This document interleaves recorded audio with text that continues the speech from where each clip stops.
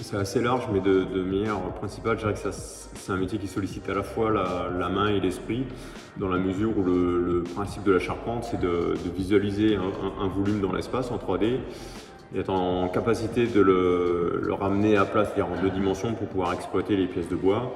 Et ensuite, voilà, travailler les pièces de bois et le mettre en œuvre sur chantier. Donc c'est un métier qui se pratique en extérieur, où le travail en équipe et l'esprit de groupe est très important.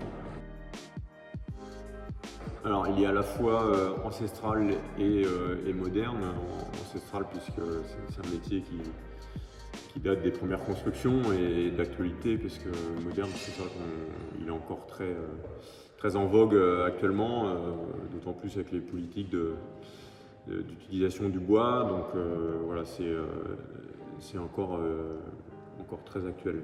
Et il y a un bel avenir. Forcément un peu les deux. Il va y avoir du travail en bureau, en conception, et une autre partie en réalisation sur chantier, donc à l'atelier sur chantier, donc les deux sont liés. Oui, bah forcément, c'est un métier qui reste quand même assez physique, mais c'est de plus en plus accessible avec l'aide des machines aujourd'hui.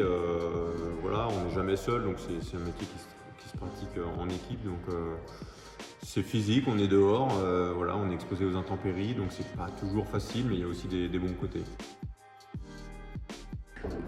Oui, bah, le fait de travailler en extérieur, quand les conditions sont clémentes, c'est toujours agréable, surtout quand on est en hauteur.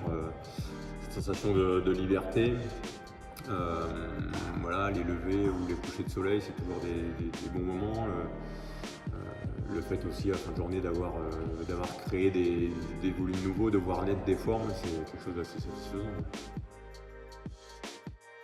Alors, ça balaye un panel assez large, et de plus en plus, on va avoir donc la charpente, tout ce qui est traditionnel, la structure du toit, on va avoir les maisons ossature bois, les escaliers, les terrasses, ça peut être aussi des parquets. Donc voilà, ça balaye vraiment un domaine assez large, allant de la structure aux murs, aux terrasses, en conception et en réalisation. Alors pour une charpente, on va dire traditionnelle, conventionnelle, on va commencer par faire le tracé de l'épure au sol. Ensuite, on va marquer les pièces de bois en fonction de cette épure, qu'on appelle le rembarrement. Ensuite, on va le tailler avec des machines ou à la main, selon le type d'assemblage qu'il y a à faire. On va mettre ça en paquet qu'on va transporter sur le site, sur le chantier, pour faire le levage et l'assemblage et le levage de la charpente.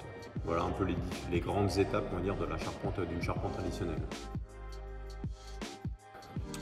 L'exigence.